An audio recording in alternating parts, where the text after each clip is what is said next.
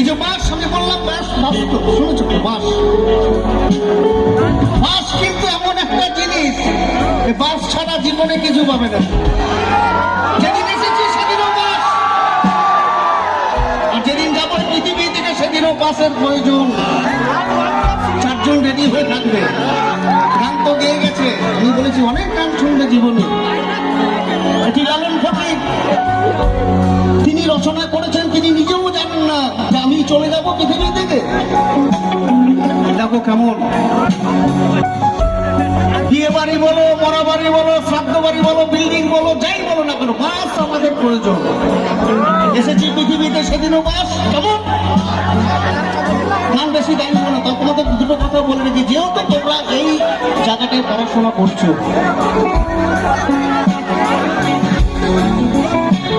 আমরা যেদিন এই পৃথিবীতে